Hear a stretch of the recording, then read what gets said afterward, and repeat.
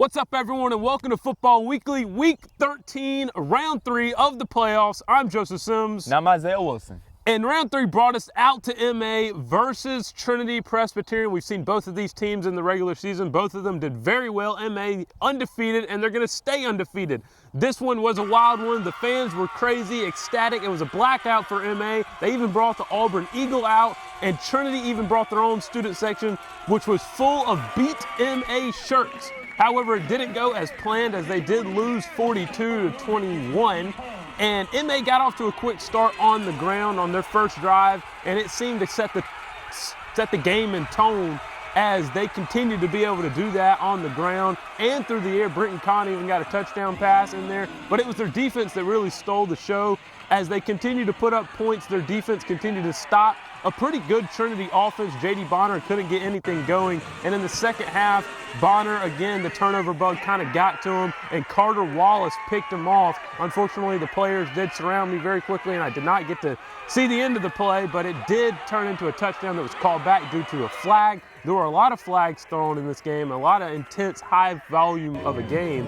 However, they did end up scoring on that drive, and it just increased the lead. Brenton Conn then found Carter Wallace again for some ridiculous touchdown in the back of their own end zone. It was crazy. The crowd went wild. Trinity's crowd decided to be quiet after that, and it was pretty much over. That's all she wrote for that one. Trinity just wasn't able to get anything going offensively when they really needed to in the first half, and MA was just all over them. What was interesting to see was Judson Lindsay on the MA side, their linebacker, just completely swallow up any type of running game that Trinity had. And then Walton Cherry on the Trinity side was trying to do the same, but unfortunately MA was just able to continue to pound the rock, which in that wing T style offense, which ultimately led to the big victory in round 3 of the playoffs, which was much larger of a victory than the first time that they met in the regular season, which MA took that one 13-3. So big improvements from MA. Yeah, big improvements for both teams. You know, MA ultimately coming out on top. As you say, you know, they got to be, speaking about depth and stuff like that, able to put up 42 points. You got to be able to, you know, rotate your players, keys and selectively, and also know where to put your players in rotation. Also, especially on defense too, because holding your opponent to 21 points, some people might say, you know, that's 3 touchdowns, that's a lot, you know, but still being able to put up double the amount of points that they did, the other team did, that's still good because, you know, back and forth, you had to be disciplined. The Montgomery Academy Eagles were definitely disciplined. Shout out to their defense and their offense, especially, you know. Once those two, you know, connect chemistry-wise, it's just how high you can go and how high you can set your ceiling right there. And MA's ceiling has definitely been broken through. As you see, they solidified their stamp on Trinity, saying, you know, yeah, we own you guys, beat you guys 13-3 in the regular season. Gonna come out, let you score 7 times as many points you scored in the regular season, but we're gonna, you know, we're gonna double your score. So, shout out to MA Eagles, and big hopes to them. Props to them. Yeah. Man. Good hopes to them in the playoffs. Another Montgomery team who's continuing their playoff run are the Catholic Knights, as they beat Thomasville 25-14. They will be coming back home next week to play MA. That's going to be an exciting one. We're excited for that one. That's going to be what we're going to be covering for Week 14 in Football Weekly is MA versus Catholic. They played in the regular season, and MA took that victory. But what else you got? Yeah, another thing I got, sad tragedy for ACA. Again, they did have a tremendous playoff run. A lot of people didn't think they'd get this far. It's kind of something like, you know, Montgomery Academy. Nobody thought they were going to have an undefeated season. But ACA did lose 38-7 against American Christian Academy.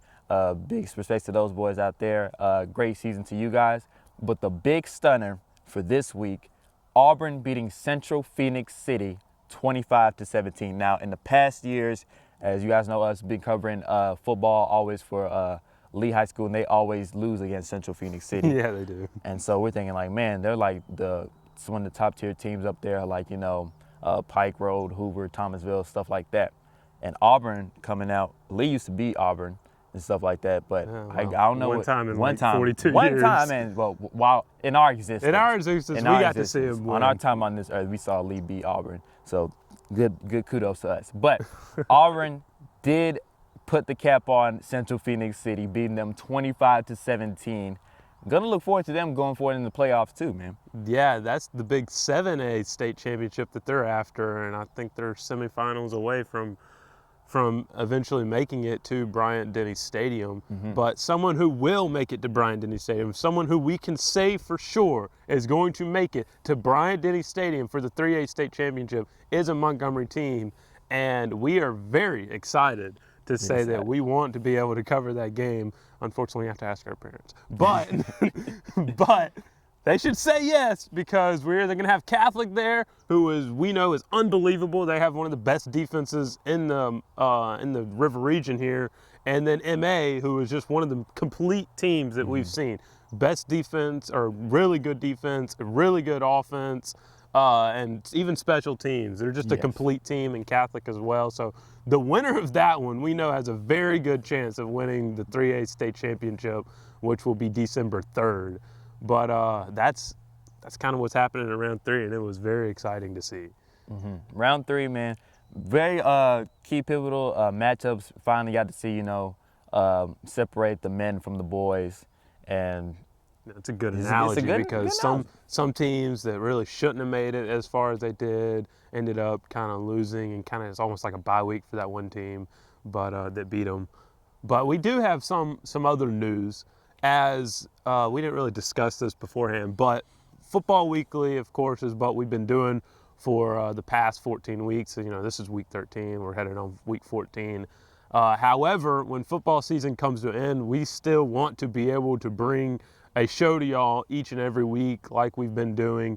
We're unclear about how we're going to be able to do that yet. Isaiah, you're on the basketball team, and we want to be able to cover all sports.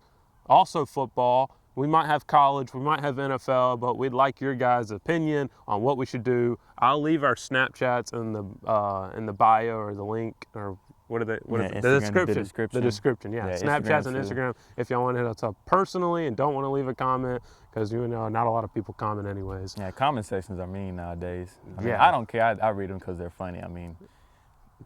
I'm Isaiah Wilson. I'm Joseph Sims. Peace out for Football Weekly.